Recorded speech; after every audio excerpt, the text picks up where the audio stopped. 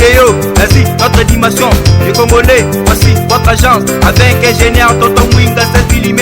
Papa, na Kevin, agence 16. J'étais à Mila, Bazaboka, Desa, Kokola, toujours imité, mais jamais égal. 16 mm. 16 mm. La bandeko balandi ya Info 16 pe bandeko balandi ya Lumière, chaîne na biso Mwinda, Mwinda ya mokili, chaîne na biso Lumière.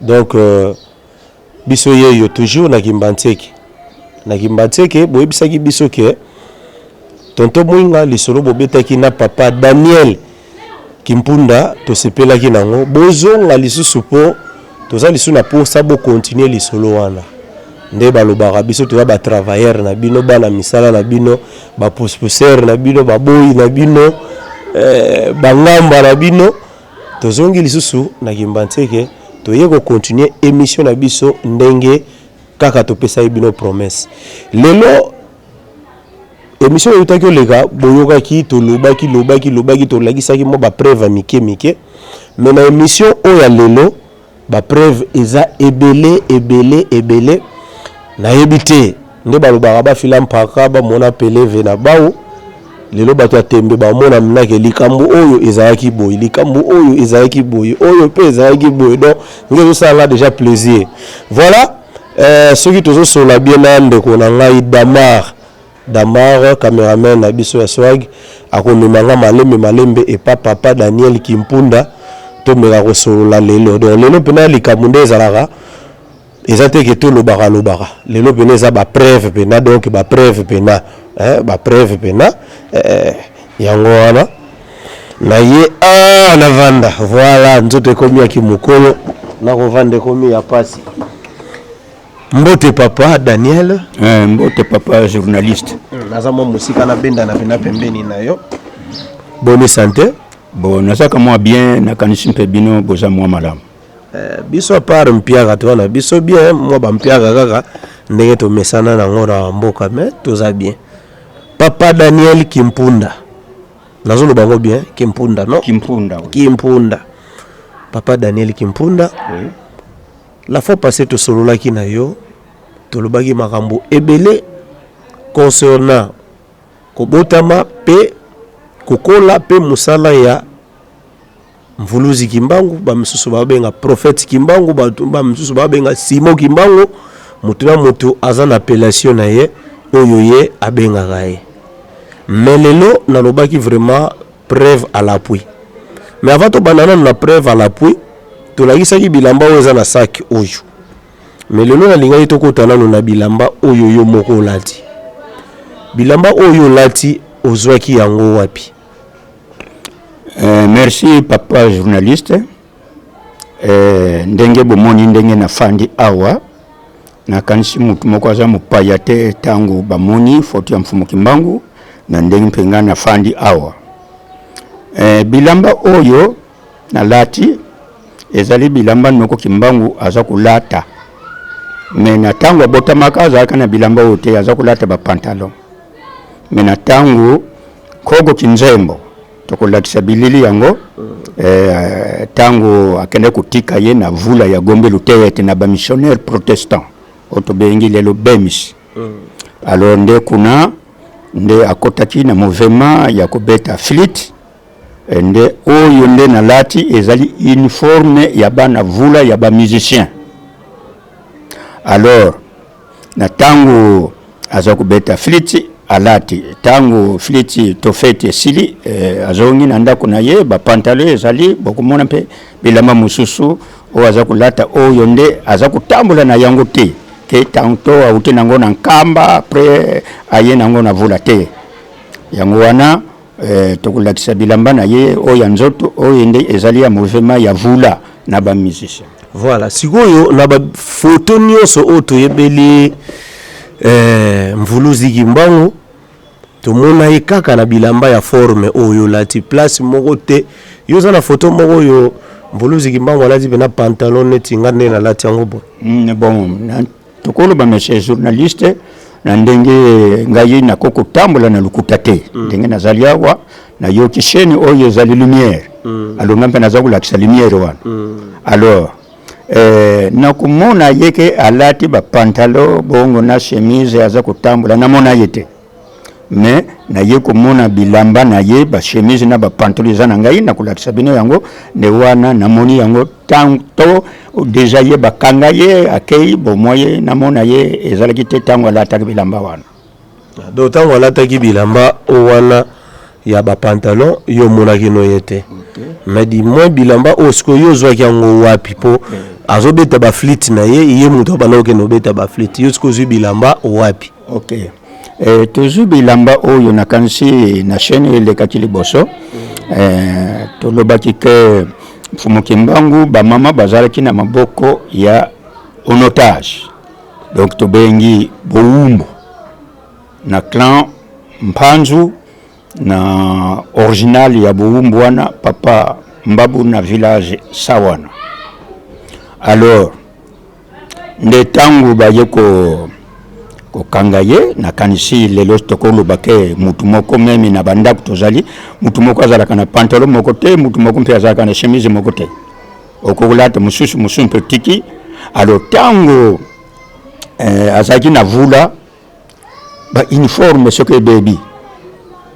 basalaka ndenge nini balunguli yango bakamati mususu bapesi wana bilamba wana lukula azalaki na ba ndeko na ye ya basi diso mama mbonga ya mibale mama bikuta madele azo kamata bilamba oyo ya mabe izalika ezasusu na valeur na flitite mais ezali ya fliti ndenge bomoni atiki na mama mbonga après alati ya sika voilà bande gora biso ya chaîne na biso oyo bato fubo mesana kolanda yango mwinda ya mokili ezali chaîne oyo banopesa bino ba information heure nyonso surtout makambo ya mvuluzi Kimbangu totiki bato basala na bango makambo mususu no ngana ni nazo parti bozwa biso awa tokolobela pena mvuluzi Kimbangu mobimba na ye tokozala na place tokobomba te tokolobela penza mobimba na ye alors papa Daniel Kimpunda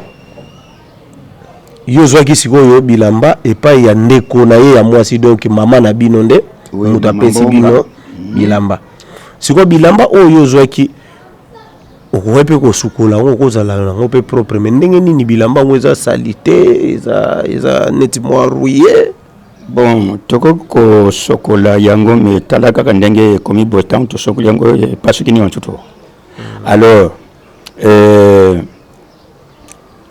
tokolata yango ndenge atikilaka yango donc banda tika yango tina moya lelo suka minanote donc la tsike mulungo musolo ya mutoki na yempe ekote la ngai ndenge na lati yango ndenge mpe na kulakisa ngo na batu voilà sikoyo yo ozwaka noko na yo nani bamsu bazwaka ye mobikisi bamsusu bazwaka ye prophète bamsusu bazwaka ye messager bamsusu pe o balobaka za escroc bazali so yo noko na yo zwaka ye nani wana toke na mama molimo zwaka ye nani na molimo.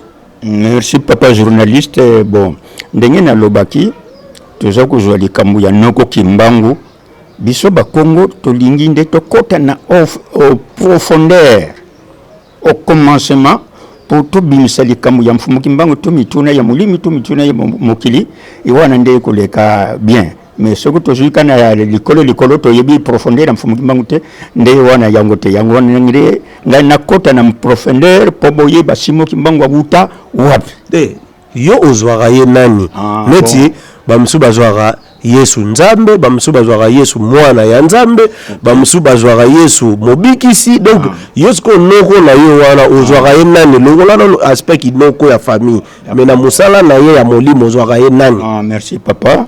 Bon na musala na ya molimo lukula awuti na nkamba ke na bamishone na vula akendaki pona kuyekola liloba ya Nzambe ayekolaki yango donc tango ayekoli ayebi azongi na nkamba abandu koteya na bambuka partout wana tobenga kayeke ndenge nga nazali nakubenga ye neti tata nlongi tata nlongi mposo nazalaki nakoteya bato na liloba ya nzambe tokobenga ye tata nlongi. Bon, sikoyo na bato bazwaka ka noko oyo ya yo wana bazwaka ye nzambe po bamosusu balobaka Kimbangu azali nzambe. Est-ce que oza d'accord na bango to oza d'accord na bango te? Papa journaliste vraiment na sepeli mingi na mutuna mais na mutuna na yo wana meme ye moko mfumu Kimbangu noko na ngatango azalaka atikale kolinga teke na musala oza kosala mutu abenga ye nzambe aboyaka toko benga ye Yesu toko benga ye Saint Esprit ye kombo na ye Kimbangu metango ye koli liloba ya nzambi to bengi tata nlongi. Alors kombo ya nzambe wana yango te puisque nzambe azalaka mibale te nzambe azali moko o akelaki mokili mobimba. Voilà nde voilà to comprendre tozo kende malembe. Mais maintenant classe ezo compliqué biso po makambo bonzambe eza compliqué hein. Tomoni ba photo eza ebele awa. Avant tokota na détail ya ba photo moko ngana ko sélectionner ba photo mibale hein, ba photo mibale wana nga mutu na opona yango na kati ya ba photo wana meka kopesa biso Kimbangu oyo ezalaki na moma nini oyo pe ezalaki na moma nini. Na cameraman ako aider ngai na déplacer na ngai na ke kozwana no photo ya liboso. Voilà photo ya liboso yango papa ko simbela biso. Voilà na ye lisusu kozwa photo ya mibale yango yo. Voilà. Mais maintenant toza na deux photos oyo ba photo oyo ekreaka ba problème. Donc moni ndenge za wana ti bato bazolanda biso lelo yo mutu fo kata problème wana. Donc lelo pena papa Daniel Kimpunda katela biso problème oyo parce que mutu tozolobela azali membre ya famille na yo. Voilà. Mais maintenant pesa biso nano bato mibale oyo des photos oyo ezaka ka mutu moko tu eza ba bato mibale différents. Merci monsieur le journaliste na mutuna photo na simbi mibale ezali mutu moko. Voilà. Soki ezali mutu moko tobani na oyo ezalaki na occasion nini après oyo ezalaki pe na occasion nini. Merci papa journaliste. Photo oyo tolobi ke akoti na vula ya gombe lutete alati bilamba ya ba musicien. Alors tango aza koyekola liloba ya nzambi na bilamba wana na tango efete ezali balati ye moko kaka te mutu alata yango bamusu bazalaki puisque musique ebetaka mutu moko te. Alors tango abeti tango aza kolanda mateya na mateya tango ekokike akokozwa baptême puisque baptême esalamaka disons na catholique mpe baza kobaptiser après mangombe mpe nyonso baza kobaptiser. Alors protestant aza kobaptiser mpe bana na ye. Alors photo oyo ya mibale tobani nano awa tiko awa azomona ke aza mwa mokolo awa siko na kimokolo ne wana azaleka musicien. Bon ngai nakoloba ke ndenge nazwilaki ba photo oyo puisque kuna navula ndenge nalobike na mona yete noko Kimbangu puisque photo lo ba vérité azalaka mokolo to azalaka mwana moke olandi mais tozwi kaka bilili oyo ndenge bazwa yango puisque ngampe nakoko changer teke na changer yango ndenge musoso ndenge oyo ezali siko na moment nini. Alors tango kuna aza koyekola siko tango ekokaki protestant fo acha bandimi na ye na bazwa baptême. Alors awande protestant amemi batu nyonso oyo bakokozwa baptême na mwa wana to na mbula wana na mayi moko to bengi tombe. Soko zokita okene nkamba ulungo evula mwa mayi eza na se wana nde to bengi yango mayi tombe. Alors nde awa na photo oyo akoti na kati ya maji ndenge bomoni oyo nde akoti na kati ya maji ndenge bomoni ye maji yango neza kumona na bon baza kubatize ye po akoma mundimi ya protestant.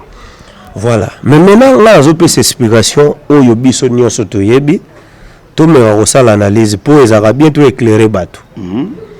Biso bayebisa biso oyo mvuluzi kimbangu ya bien et puis awa déjà tango ba mindele bakangi ye babandi ko questionner ye dona moment oyo ezalaki moment ya rotuna ba question wana toke na explication ba miso ba pesa biso na moment ba rotuna ye ba question donc oyo nde tango azalaki après toche pembeni to jusqu'au oyo photo oyo ebotaka ba problème yango oyo so na photo oyo ba ebisaka biso ke oyo papa ne petelo mpata papa ya ba papa na biso diangenda bakisolokele bango nyonso tata na bango yeyo.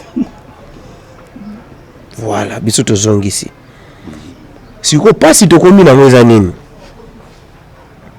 yo po zalaki note soko zalaki place wana elengaki ede biso lisusu ke toyeba penage ye oyo na oyo po bilongi mibale bato bazoloba ndenge nini mutu akoli après changer bilongi na ebite soko yebisa bato wana ni tokoloba boye ke na libota oyo ngai ya noko kimbangu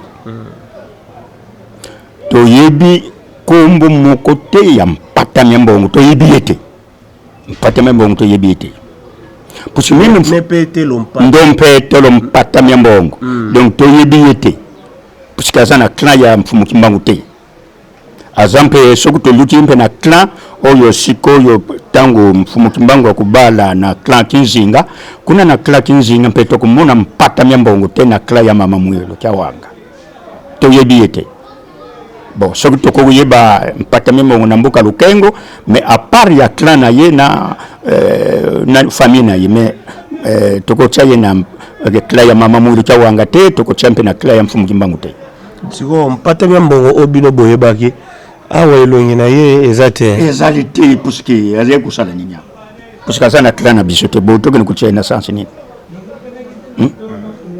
voilà ndenge na lobby ndenge tozuli ba photo yo ngana accordé yango ba photo te et sur certain ezali noko kimbangu puisque oyo tango koti na vula musicien tokola sa photo mpe aza kubetela musique. Voilà sikoyo photo moto mona aza na âge kaka oyo à peu près âge oyo aza avandi na mundele moko mundele azo questionner ye mena na aza na bar moko ya pembe na mutu aza na bar moko ya pembe na mutu do azwi elamba ya pembe alati na mutu. Est-ce que photo wana ezalaki na moment oyo akomaki déjà prisonnier ou bien na mundele babandera bango ka kosolola lokola na mboka na ebite photo ngo ezali soki bakopesa biso photo wana po ba photo oyo bandeko na koyebisa bino ba photo enio kolaka biso ba explication nango eza tellement compliqué yango tozaka obligé akolanda so tokutani na mutu o akopesa biso explication moko claire. Voilà photo yango yo voilà awa bakomi na kati ya photo Kimbangu Simon prison de Tisville le 17 novembre 1921. Donc surtout comprendre awa déjà na mundele azalaki prisonnier Kimbangu bakangi na âge ni bon ndenge tokolo bake ngai naza mutu ya vérité na âge bakangaka ye na yibite na koko ye bango te mais awa kotala ye aza déjà jeune non awa bakangi jeune oui voilà soki awa bakangi jeune donc na photo oyo na mutu ya photo oyo bakozala déjà ndenge moko mais yo pesi biso oyo ki azobeta flit mais awa déjà na aza jeune bakangi ye mais ndenge nini akoli aye kobetela biso lisusu flit bakangaki kimbango combien de fois bon ndenge naza kuloba ndenge bazulaki bafoto wana ndenge mpinga naza kosapusinga nakoko bakisa eloko te soki azalaki jeune akomaki tata mais ndenge tomoni bafoto yango toza kopesa explication mpona bafoto ça va oui ok voilà ya nazoloba omoni eza bevenema eleki mwa ta molai mais kopekisa biso te tomeka kosala analyse to comprendre awa aza jeune cameraman so kosunga biso awa aza jeune prisonnier déjà na ti civil eza mbanzango no oyo lelo to benga mbanzango nde ti civil siko déjà na 1921 nde bakangi ye awa na mundele mais soki tozwi photo oyo na teni oyo lati ezolakisa lokola ke ntango akendaka prison après akoli après ntango akoli soki eza teni ya bamusicien seki azongaki lisusu na eglize koya kosambela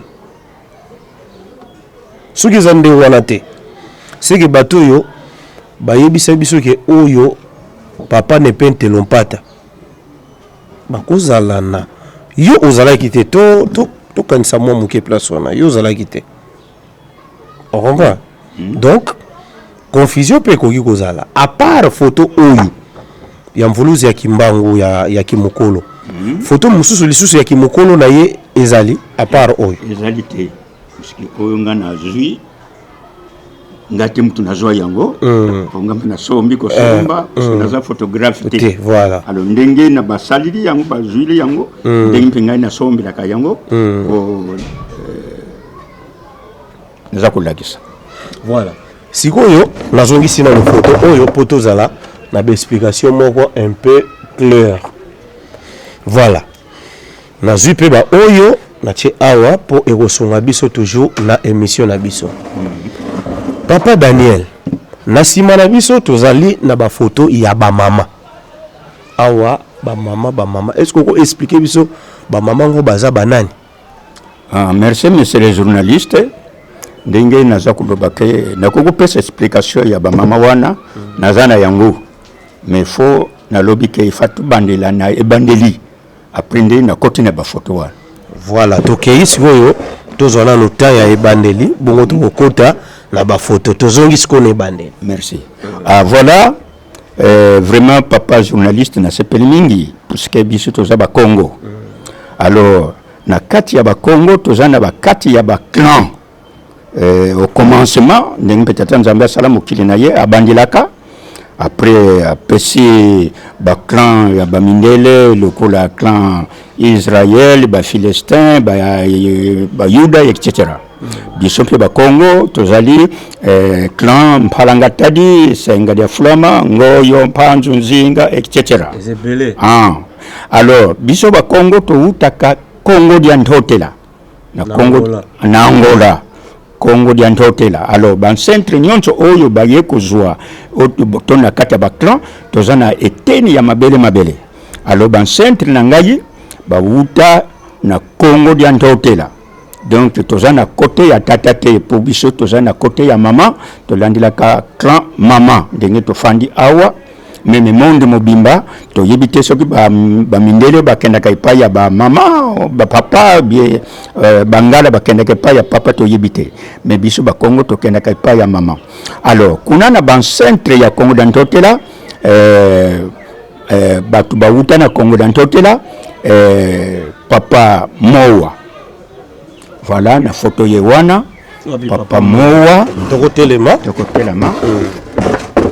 cameraman opusana papa Mowa yeyo Senga dia Fulama Mpalangatadi tangu Mowa botami bayeko bota mwana ya mobadi Lubadi Senga dia Fulama 2 ans après baboti Nchingani mobadi Senga dia Fulama baye baboti ya mobadi Kalengo Senga dia Fulama baboti ya mwasi nzwa kisema senga ya fulama baboti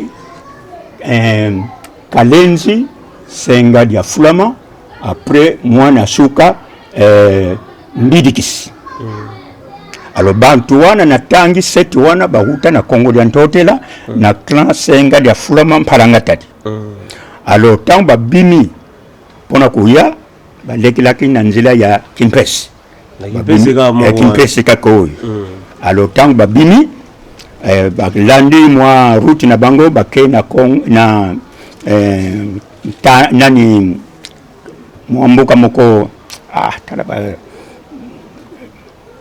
Zora côté wala bon. Côté Mbanza Ngungu to côté ya Mbanza Ngungu po okota neti nini Nkamba nani nzungu dimosi ni akona nani koku bakona bakaka kaka nani kitikima kimosi kaka cha zungu ni bon kombo goya bon ça va wala tango ba papa ba raisonner ba okay na kupesa yangu kaka alo tango ba baluki baye kuzwa tere moko o babenga kombo Mbanza Mbola terrain Mbanza Mbola alo banda Mbanza Mbola wana babandu kuzwa mabele ti bakomi na Gome Matadi tangu bakomi na Gome Matadi wana babaluki ti kuzwa kaka mabele kote nyonso wana ti na fleuve Congo alors lelo soko totalité to kabula fleuve Congo ngambo ya Brazzaville baza yeteni ya mabele ban centre mpe oyo baza neteni ya mabele alors muka ya suka yezali kuna to bengi mboka Mvwanza après ban centre wana tangu baye kuzwa mabele wana lukula bazwa mabele mingi alors kuna babandi kucha tanto bandeko ya clan neti lukula bango bazana clan senga ya fulama mais senga musuzu ezali senga ya mfutila o bazali na tata mokote mama mokote mais na niveau ya clan mais pesi senga ya fulama senga ya mfutila donc il y a deux clans wana alors na senga ya mfutila wana nde bango bazali baya ya kanda na clan ya senga ya fulama alo bati bango wana po batala kama bele ya bango alo bango nde tangu bazali wana bango seti baye kutonga mboka moko babengi Ntanda Kongo wana yezali wana tilelo soki tokona komona yango tokomona ezali tilelo mais malgré bango bakufa bombuke tikala netu kula zamba zumbu to bengi na Kikongo alo de mena lukula yayana bango mo wana zaki yayana bango na Gome Matadi atile kina ye o lubadi po kengela mabele ya Gome Matadi après atile kina ye oyo Kalengo na Kivyanga yango toza kumona ke tokoziyo kasu kombo ya vule ya Gombe Lutete nde Kivyanga nde ye mutaza ko fanda wana alo bango nyonso yo batikali bakenda kutonga mboka na bango Ntanda Kongo alo tangu bafandi wana bisobana mibali tobotela ka famite mutu abotela ka fami mwana mwasi nzwa kisema oyo baye kubala ye na Ntanda Kongo akena libala na mubali na ye Papa Kimbanda village Ngungu Kimbanda donc akenda kina libala na mubali na ye na Ngungu Kimbanda alors tangu akenda kikuna na mubali ne Papa Kimbanda bakoti na ndaku babotaka bana misatu papa mutapesa ka kombo ndenge tozali lelo mutu moko teke mwasha boti bongo mwasha zala original ya kupesa mwana kombo non papa alors Papa Kimbanda baboti na ye mwana ya mwasi siko Papa Kimbanda pesi mwana wana kombo Ntsinene mwana mwasi alors mokili ya munene Ntsinene nde yeyo mama na ye nzwa kisema yeyo alors na Papa Kimbanda na nzwa kisema baye kubota mwana mbali Papa Kimbanda pesi mwana kombo Ntumbalao mwana mobali siko yo mwana mobali wana botela ka famite baye kubota ya mwasi mafuta abala abotate alors tangu nzwa kisema bokoli Ntsinene akoli babali ye na mobali tangu akena libala ate kobota mwana oyo bapesi ye kombo Mwilu Ankondi. Mwilu Ankondi mama na ye yeyo Grand Senga dia Fulama. Alors na tangu mwana oyo Mwilu Ankondi akoli siko yifo abala siko tokoyiba nani mutabala kama Mwilu Ankondi. Voilà ye akeko bala mwasi na mboka moko tobengi Mbanzalemba. Mbanzalemba wana tobengi Kilunda. Alors akeko bala mwasi ono de Bwinindabu. Mwasi wana bala na Clan Laza. Clan Laza. Parce que Clan Laza ezali pa bambanza mantege no? Bon, kuna Laza zali. Pa bambanza mantege. Pas ya biso. Oui, Laza zali. Abali mwasi ono de Bwinindabu, Clan Laza, village Kilunda. Ça va? Après tant ba memi mwasi na Ntanda Kongo parce que mwasi ayage pa ya mobali. Tant ba koti mnandaku ba boti mwana moko ya mobali tata Nsingani apesi mwana wana kombo Nsingi Mandima. Nsingi Mandima. Ya mobali. Siko Nsingi Mandima wana akena clan ya mama na ye ndingo tukenda kana matriaka. Laza. Bakoti na ndako baboti mwana ya mwasi. Nsingi Mandima nani Nsingani apesi mwana kombo Kimpana. Mwana ya mwasi. Alors bana wana na koti ya papa bana. Mais bazana clan ya papa te. Bana clan ya mama na bango. Bazana clan ya mama na bango Bwinindabu Laza. Alors tant ban centre ba monike mabele mingi bazwa siko bana bakoli na Ntanda Kongo wana sikoyo tata Mowa Lubadi ba kei na mboka Mbanza Mbola otere ya liboso bazwa batongi ndako ya matiti po bafandisa bana oyo papa Nsingani baboti anasima tangu batongi ndako wana bakiye bakamati Nsingi Mandima na Kimpana bamemi bango kuna na tere wana balobi mabele oyo ya biso nyonso senga. Alors bino bozali bana. Alors tomonike bokamba maawa botala limite ya mabele ya biso batata na bino bofanda bosala misala bolelaka me mabele yango ya bino te parce que bozana na kati ya clan na biso te. Yango wana mabele wana Mbanza Mbola eye kuzwa kombo yankamba parce que bakambi kaki bana mibale lukula barrage nde mabele wana eye kuzwa kombo yankamba otokenda ka butu mozi.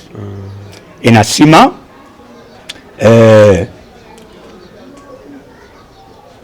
Mwilu Ankondi wana tangu Nsingi Mandima na Bwinindabu babala nina kati ya nkamba baboti mwana eliboso.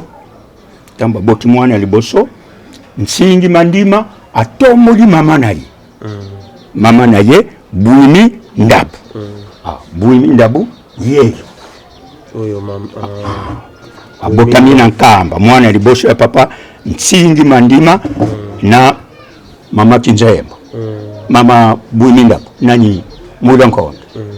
Ozakula nanga bien. Très bien. OK, partout parce que koloba mingi mwa mabaku muke. Alors tangu baboti mwana Nsingi Mandima na Mwilu Ankondi bana Nsingi Mandima boti na Mwilu Ankondi bana wana bakena clan ya mama Mwilu Ankondi. Donc Bwinindabu Senga dia Fulama. Bakoti na ndaku bayeko bota mwana yemibale ya mwasi Nsingi Mandima apesi mwana kombo Kinzemba mama Kinzemba. Na nkamba wana clan Senga dia Fulama. 2 ans après bakoti na ndaku Nsingi Mandima na Mwilu Ankondi baboti mwana ya mwasi Nsingi Mandima apesi mwana na kombo Louise. Alors na kati nkamba wana Louise est égal Senga dia Fulama. Alors siko bana wana tangu bakoli na nkamba après Bwinindabu bayeko bala ye na mobali na ye papa Nkabandudi. Tangu akena libala akeko bota mwana moko ya mwasi papa Nkabandudi apesi mwana na ye kombo Mbonga Marte. mbonga Marte yeyo ompe elilika yeyo bonga yeyo après Kinzembo tangu akoli Nzambe apesaki yedo ya kusalisa batu na nzela ya banzeta bankoko mutaza kusalisa na nkamba na bonkoko ndio mama Kinzembo baza kukuta bipai na bipai na bipai na bipai. Ok. Alors malgré aza kusalisa batu mais il faut abala bota. Alors mubali abimila ki nani mama Kinzembo papa Mongalo abali Kinzembo akena libala après akeko bota mwana moko ya mubali papa Mongalo tangu amonike mwasi na ye azali kosalisa batu na nzeta bankoko donc apesi mwana wana kombo buka po mwasi abala ki aza kubuka batu enfin apesi mwana wana kombo buka mais malheureusement yaka tozongaka mwana wana buka ya mubali akufi. Alors libale kufi la mwana ekufa kate après Mongalo na Kinzembo bakoti na ndako baye kubota mwana ya mwasi oyo papa Mongalo apesi mwana na ye kombo Bikuta Madeleine toujours clan senga dia fulama matriaka.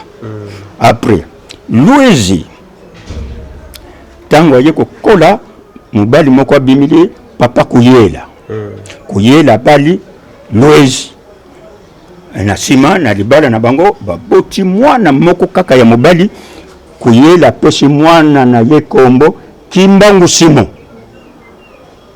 Alors ndenge tumoni mama Kinzembo aza kumelesa mfumo Kimbangu mama Kinzembo aza kumelesa Bikuta Madeleine Louezi mbonga deja koli yewana parce que bango misatu bakolaki babotaki babalaki. Alors tangu mama Kinzembo aza kumelesa Bikuta yaya na ye buiminda bumwana koli alunguli na mabeli ndenge buza kumuna Louezi Simo Kimbangu siko maladi ezwaki leki ya mama Louezi Kinzembo Louezi siko mama Kinzembo tangu amonike Louezi leki na ye maladi akoti na banzete ya bankoko salisa leki na ye salisa mais oyo Nzambe abongisaki salamaki leki na ye Louezi akufi. Donc atiki mwana Simo Kimbangu bebe na sanza na poso mibale Louezi akufi mwana atikali bebe. Alors réseau comme tel mama Kinzembo ndenge bomonike ye aza kumelesa tangu amonike Louezi atiki mwana moke akamati mwana leki na ye asangisi na oya ye lukula ba mapasa ya libanda awa ndenge toza kumona mama Kinzembo yeyo akamati mwana leki na mfumu Kimbangu yeyo oyo nde Bikuta Madeleine yeyo azali nde komelesa bango. Voilà oyo nde koya ya mfumu Kimbangu na monde na biso puisque eloko nyonso eutaka na ebandeli. Voilà. Voilà tantôt mituna soyo chaque mutune zali toko pesa explication. Voilà. Sikoyo awolobe Mfumu Kimbangu bazo melisa ye na nani Madeleine mama Bikuta Madeleine na ba mapasa mibale ba mapasa te ba fo mapasa donc mwana ya yaya na mwana leki me bazo kola epai ya yaya. OK. Voilà. Sikoyo Kimbangu histoire na ye babetaka sikoyo moto bakola ne lokola lipasa babeta ngote pona. Bon yetango bakangaki mama Kinzembo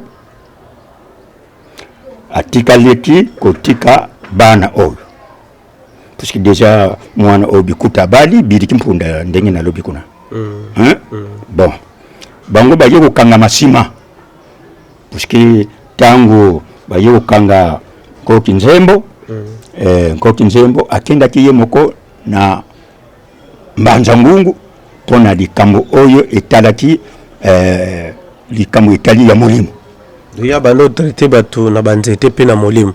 Bon non yeza ko Kinzembo aza ko traité batu na nzela ya bonkoko na molimo te parce que tangu Mfumu Kimbangu aye kuzwa molimo wana ndengo ko Kinzembo kotika musala ya banzete esala mali susu te. mais bakangi ye siko bakeki bakangaki ye na sens que na ndenge ya banzete te mais bakangaki ye na ntango na nkamba azalaki mboka ezali comme aujourd'hui misala ezali ya bilanga alors mama Kinzembo abongmaki po akende na bilanga na ye alors omoni ke ndako ezali bo banzala ezali bo lelo tobengi lopango metango na lopango te banzala alors azuki kombo akomboli ndako na ye histoire expliquer ki biso oyo yango nde bakangela ki yango wana bakangela ki ye alors tangu akomboli ndako abimisi matiti amoni susu banzala na ye kote na ile boso salite alors akamati ki komba bandu ko kombola nde sika amonaka cheval moko sundula ndundu moko wana ndundu wana akoti na ndako na ye ya mama Kinzembo wana lisolo obetela kibiso yango voilà sikoyo kokola ya mvuluzi Kimbangu soto comprendre bien azalai kaka na ndeko na ye oyo ya mwasi nde bakoli na ye donc soki to comprendre wana kuna cousine na ye do bango alende bakolaki esika moko mais na kati na bango bazali na mwana mobali mosusu te à part ye moko Kimbangu pari ye moko ka Kimbangu puisque déjà mwasi yaki ya kuyela kufilwezi akobota suna mwana nini na mwasi nini donc tango botika Kimbangu mwasi akufi yango zo mona ke rezo comme tel mfumu Kimbangu atikala ki bebe yango na mama kulutu ya mfumu Kimbangu aye kubokola ye do abokwami epai ya ndeko ya mama na ye yango na mikanda ebimaka lokola mama abokolaki ye nde mama na ye mama kulutu en fait mama kulutu mais oui yango abiba lokola mama na ye biologique donc mama wana sikoyo mama est-ce que lié moko ezali entre mama abokolaki Kimbangu na mama Mwilu bon lié moko ezalaki te na Mwilu nini Mwilu nazolobela mama Mwilu obalobake yende mwasi ya Kimbangu non Mwilu o azalaki nde yeyo Mwilu yeyo nde ndeko ya simo Kimbangu nde yeyo mais Mwilu wana te Mwilu wana zana awa te bakina kuchai pawa donc na kati ya famille ya Kimbangu Mwilu moko boya existara déjà Mwilu moko anizali la kadija papa alesiko yo yepe na tour na ye aye kobala na Mwilu bon réseau comme tel Kimbangu aye kobala Mwilu wana par exemple mais tokoyoka différent munene zali wana ondenge nini mfumu Kimbangu ndeko na ye Mwilu bongo akini kobala susu mwasi on est de Mwilu donc on te pesa explication ça va nankamba wana ndenge tolobike mama Kinzembo ye mutaza kosalisa batu na nzela ya Bongoko alors tango asalisi batu bele sika sikoyo tata moko kombo na ye papa Mfuka azaki na mboka Kela parce que nkambe eza entouré ya bambuka Lukengo Ngombe Kinsuka Yanda Nzundu Masangi Kingoma après etc. histoire oyo lingobeta eza oyo mwana mwasi bayaki na ye ozaki na difficulté nde bayaki ko traiter ba traiter ye après aye ko bala aboti soto aboti mwana mwasi abotaki wana nde aye ko bala na Kimbangu voilà place wana bato baza déjà bazo retenir yango to betaki yango na émission na biso liboso comprendre yango voilà sikoyo ngai na katisi na ngambo awa po lelo mwa ba détail ozala ebele ba ndeko ba mesana biso ba détail ozala mwa mingi toye na photo oyo bazali banani wani ezali oyo moni mama nanga penza ndenge na telami awo mama Bikuta ye mama Bikuta wana oyo abokoli Kimbangu oyo bameli libele moko na mfumu Kimbangu ya boti bino oyo papa oyo ya bino nde papa Bidi Kimpunda o abetaka administrateur tamba yiko kanga mfumu Kimbangu parce que bakanga kinecho kula semeki nayi alors na kanda wana quand même bamoni ke mfumu Kimbangu asali ne iloko moko te ya mabe parce que kusambila eza mabete alors sikoyo leta ye po akanga mfumu Kimbangu nde mfumu Bidi Kimpunda ko silikaka abetaka administrateur. Voilà. Alors tango abeti ye bakangi ye bakena mbanja ngungu. Voilà. Awa siko nazomona eza Léopold ye te wana Georges Cameroun. Mondele wana oyo tolobelaki la fois passée. OK. Oyo abande ko former bato. Ye ne Georges Cameroun. Cameroun ye yonde mama kinzembo ayambaka na nkamba o balimba boma ye na mbanja lemba nde yejo. De Georges. Cameroun, missionnaire protestant. Alors tango monike mama kinzembo ayambi ye. Bon, malgré abixie kobika ezali nzambi mutatinda kilibiki wana me epesa ke reaction na ndako ya mama kinzembo. Tusoka kotaki na ndako ya mama kinzembo te ndetoko kutampe kombo ya mama kinzembo te. Mais ye akoti na ndako ya mama kinzembo après mama kinzembo alakisaki ye na bainimité. Abombiye akamati mwa pake moko ya bikwanga jipiye parce que yebaki tina te. Alors batu wana babutaki na mbanja lemba wana onge totanga ki bakombo osubo yoka ke yango papa mukusu na papa ndoki fweni na papa kafwende tulwambemba. Bangonde balandaki ye po baboma ye après mama kinzembo oyo ko bomba ki ye. Alors musali nzambi tango aza kutambula. Est-ce que libondi atika kangona ndako? Te atika libondi na ndako te.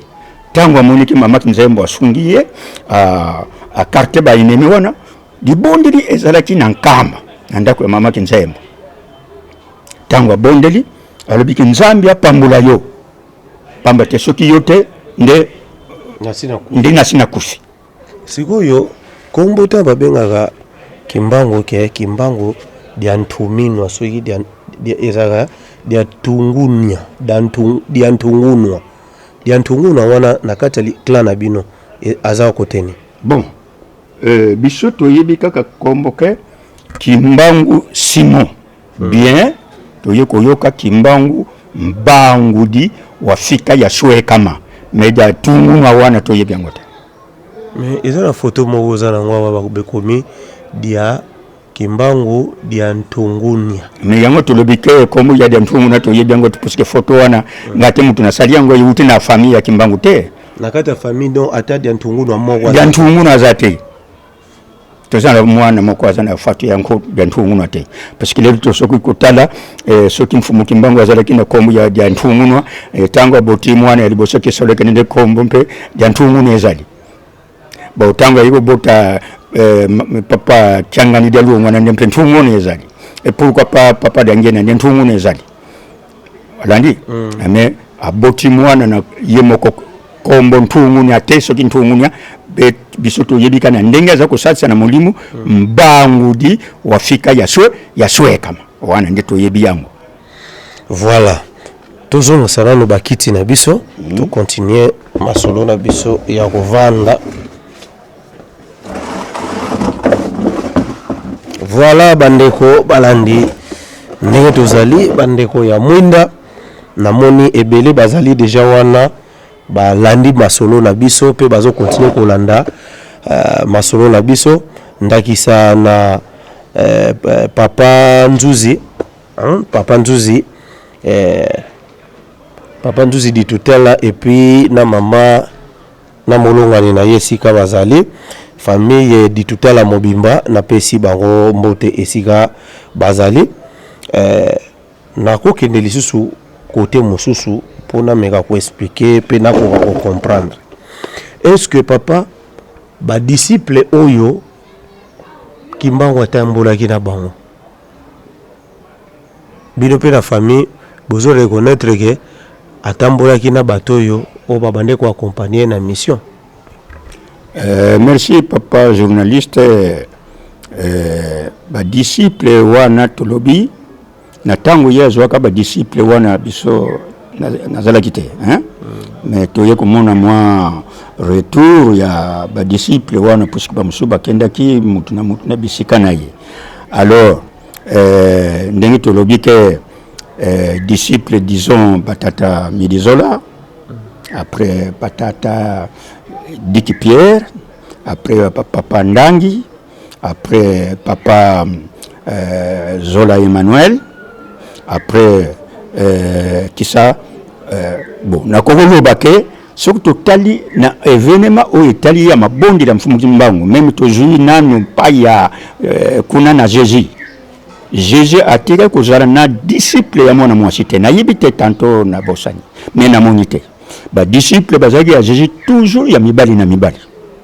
Alors na mfumu kimbangu naza siri tempeteke mfumu kimbangu akokozwa disciple ya mwana mwasi, chose impossible esalamaka te. Alors tomoni que disciple ya mwana mwasi o azalaki ko pa ya nani disons Mama Mikala. Alors Mama Mikala ça ne tient pas. Mama Mikala azalaki disciple ya mfumu kimbangu te o naza kuloba mboye na sens que Mama Mikala tant mfumu kimbangu baza kokanga bango na nkamba wana. Alors nkamba ezalaki déjà muka. Alors Mama Mikala village Zenga. Alors na mikanda ezali toko présenter yango Mama Mikala koya na nkamba po aya kokutana événement ya mfumu kimbangu ezalaki boy. Voilà, tokotana les solo wana po wana peza les solo les susu otokofungola. Okay. Sikoyo soki ezali photo oyo yozali na papa na bino azali moto oyo atelemelaki basoda po bakanga mvuluzi kimbangu bakanga semeki na ete. Okay. Mais maintenant na âge oyo zalaki wana botami nanu te. Nyonso wana nano obotami te. Wana botami nanu te. Mais quand même ozwaki te ovanda na papa wa boti yo boende to vandi ngana yo. Papa ngana moni ete. Ngana moni papa botanga te même elili ya papa na yebi yango te. Parce que tangu bakangi papa na nkamba wana après basambisi bamoni te condamné à mort parce que na tawa wana yo mutu mundo kana kubeta mundele flamand ça dit beaucoup. Il fallait un peu azalaki na chance pona liloba ya Nzambe soki bongo te nde babomaye na nkamba sur de place. Alors mapambo ya Nzambe salaki bameni na banzangungu et quand même pourquoi pas basambisi après tangu batuniye mwasi parce que PV fait salama kozwa livre d'identité. Alors fumuki bidiki mpunda présenter ke nazana mwasi ono de Bikuta Madeleine. Abo na tango na nkamba ba mibotelaki déjà bana mibale.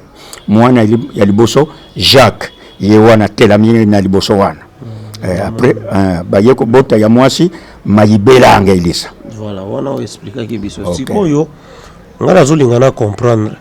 Mais mama bozwaki te ya ovanda na ye mama. Mama ye mutaboko linga ye soki yetinde na zate. Voilà. OK.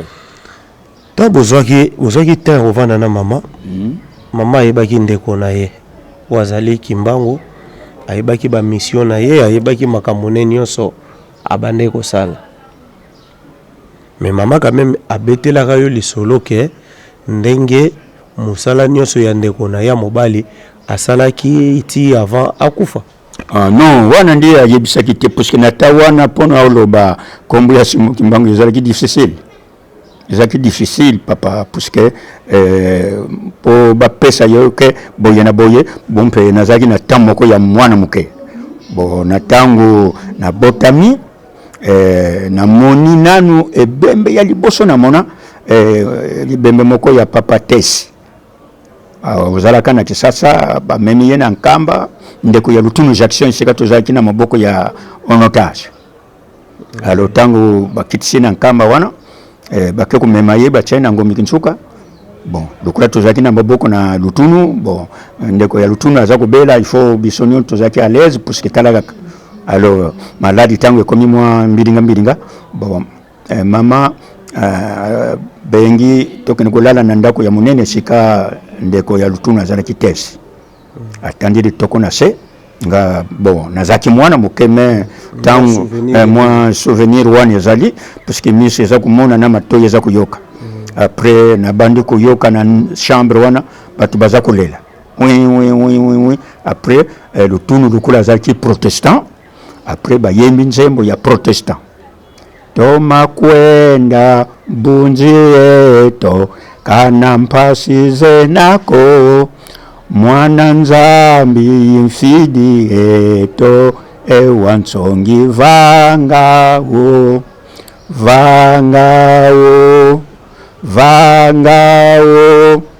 owansonge vangawo donc na mama aza kuyemba siku ngana moni mama aza kuyemba ngana tuni mama boza kuyemba pona nini mena kikongo mama yebisinga ke mutu akufyao après natangu bakundi mutu wana bon nde nzembo na iboso na yoko na bomwana nanga banda na botama nde nzembo wana ya ebembe wana voilà namoni photo moko eza kuna ya ba wana eza clan Kimbangu Mobimba wana tokosela yango mpo namoni émission Mobimba eza wana penda émission Mobimba po namoni ngambo kuna Kimbangu ngambo oyo mama Mwelu wana émission mosusu voilà papa tokomi na biso kokende na suka ya lisolo na biso nini okoki koloba oyo peut-être na tuni yo te po na émission oyo mozaye na posa ya koloba yango bon posa ya koloba na ngai ezali mingi puisque biso toza ba Congo naza koloba likamo na mokili mobimba malgré tolobi mokili mobimba puisque ba noir mpe ba koma bisika ebele mais malgré tolobi dango na biso ba Congo na biso ba Congo coutume ezali mutu moko te akoko kota na clan ya batu sans autorisation ya chef ya clan. Alors mfumu Kimbangu ye aza mutu ya clan aza na famille ndenge na fandi awa. Alors eloko moko eza kumonana batu mingi bakoti na clan ya mfumu Kimbangu koloba makambo ki mfumu Kimbangu na ya bakisa baza kubakisa wana nde eza malamu te. En tout cas na lobi yango ke à partir d'aujourd'hui makambo wana mikanda na bino bozo kusala wana na kubakisa makambo ya lukuta na konti ya mfumu Kimbangu na pekisi yango darien pena kusenga meme na leta po apekisa na makambo wana puisque toza kubebisa reputation ya mfumu Kimbangu. Famille ya mutu ava oyeba makambo ya famille na respect sala kaboyi kende pa ya chef ya famille wana luka mwa milangi ya masanga dizo ya Bonkoko meme awa na Kisasa toza na Bonkoko te meme jiu memi okei na respect les cases zangi na ngomboka te na yebite soki na poto kaka les cases zate mais kuna mpe na poto les cases kendaka. Alors osengi na respect opesi les cases opesi masanga après osengi kinkulu ya famille wana neti lukula bokuku senga kinkulu ya mfumu Kimbangu epa ya ngai ndengi na fandi awa pongai nazali original ya mfumu Kimbangu na kuyebisa bino ndenge mfumu Kimbangu azali mais bo moni bo sengi te bo yebite ale buza kupanza kaka makambo wana nde eza malamu te yango wana uzo mona ke mfumu Kimbangu binkulu ekomi 100,000 mutu na ndenge na ye. Alors à partir d'aujourd'hui binkulu wana tuka botika kusala mikanda na bino wana mfumu Kimbangu asalila nzambe na ye ami tiani esika na ye amikitisa na ye puisque nzambe mutatombola kana misala na ye sala nzambe mutatombola ye mais biso abaloko teye na mayi baloko teye na nzete likolo yefunga na kitata Kimbangu akiti mais non makambo wana yuti na famille te botika makambo na bino wana. Alors toza kulobila lisusu makambo eleki trop pona kombo etalike papa kisolokele dia lungana dia ngenda nsilulu bango tata na bango Simon Kimbangu te ozana kati ya famille ya Kimbangu te ndini nini woyibitike Simon Kimbangu abota bana wana te yango wana antuka ba papa na lobi na bino botika lukuta na bino wana mfumu Kimbangu ndenge bomoni kinkulu na ye tokolandila ngo ndenge wana toko change kinkulu mususu te oyo ali kozwa kinkulu ya mfumu Kimbangu aya awa na respect soki koke ezali amemi soki muampedi kazo ezali amemi soki mpe akokite puisque toza na monde moko ya mwa pasi ka meme le kofi boye na yoki ke na yoko zoki na kupesa yango puisque mfumu Kimbangu yebani mingi il faut sango na ye epanza na partout. Voilà, il faut s'envoyer ya Fumu Kimbangu ya Mvuluzi Kimbangu epanzana partout. Tokomi na suka ya lisolo na biso, topesi mbote na famille ya Papa Nzuzi di tutela na kati ya pariwana. Topesi pe mbote na bandeko nyonso oyo bayebani to basanganaka oyo baza nakoloba ensemble so oyo yo ozali kosala po ete mosala oyo ekende liboso. Topesi pe mbote na ba oyo nyonso bazo soutenir biso na mosala oyo, topesi bino mbote. Émission oyo ezali deuxième émission na Papa Daniel Kimpunda, mais papa azali mokolo bomoni to ya rezo information et vous allez bien pe besoin numéro ya papa oyo azana poza ko sola na papa abengi ye moko oyo azana moi oyo nazana poza na tindi la papa moi lipapa na tindi la papa moi chemise na tindi la papa moi eloko obengi ye moko papa tokozwa numéro bato bazwa numéro na yo. Oui papa. Manase akapesa numéro. Manase soko sunga biso numéro. Sunga biso pesa kaka comme ça na loba numéro ya papa ya Daniel Kimpunda ezali 089 16 et 10 800. Tobandeli 089 16 10 et 800. Wana obengi papa Daniel Kimpunda ye moko bosololi na ye nyoso oyi kozala nango olobi. Mbote ezali? Oui, malgré mbote na kupesa kaka monde mobima mbote parce que na yebi kolo ya chaîne te na présenter yende ngazali Papa Nzuzi en tout cas Papa Nzuzi di total en tout cas na sepele mingi ya kusaka na te. Bon mna mikolo eleki na yokike chaîne ya liboso to salaki na papa o tozana yawa chaîne wana eleka ki bien mais tango na yokike tango kekuna ekomi batu kuna parce que batu ya mokiri balingi lukuta balingi vérité te. Alors tolingi ke ndenge tolobaka ban centre baloba ke lukuta ekenda kambangu mais solo ekenda kamale malembe yangwana kinkulu ya Mfumu Kimbangu zote ni malembe na oya lukuta deja eleki kuna na liboso mais tangu lukuta ye vérité kututana eloko elekakali malamu lukuta ye bumbaka voilà solo nde yangwana etikalaka ayo yango tolingi ke vérité ya kinkulu ya Mfumu Kimbangu oyo ekopanza na monde mobimba o kinkulu ya lukuta oyo soki ba nini luzago chaba mama ebele Mfumu Kimbangu kuna Mfumu Kimbangu ako bala mwilu kya wanga na ndenge mama Kinzembo asalisaka mama Tuba Zenzo na Rizwana mama Tuba tango abali aboti mwana liboso nde batomboli mama Kinzembo mais mama Kinzembo alinga kiba cha kombo na ye yango na presentaki kombo ya mama na ye mwilu ankondi. Alors tango bapesi mwilu ankondi mama Tuba nde sika wana na ndenge asepelaki na mama Kinzembo ndenge alumbulaki maladi wana nde na sika ankondi asengaki na koyokana nde bapesi susu Tuba achi na nkondi mwilu kyawanga. Alors nde Mfumu Kimbangu kubala abala mwilu kyawanga na kila kinzinga parce oyo batu pe tozo senga yo mutu monike vérité ozobimawa eza yango te wazobimisa eza ndeko na ye yo pe yaka oyo biso vérité oyo nini oyo yebime ya oyo azoloba mambo yo ndeko na ye moko déjà voilà yo repese explication famille na ngate koleka nga moko.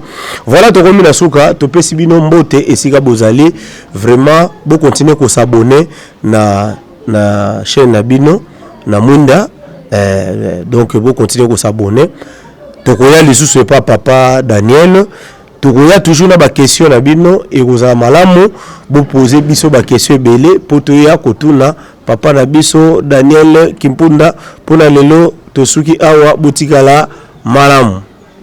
Vidéo, vas-y, notre dimension, les Congolais, voici votre agence, avec ingénieur Tonton Mwinga 16 mm, papa, na Kevin, agence 16, j'étais à Mila, Bazako, Kadesa, Kokola, toujours imité mais jamais égal.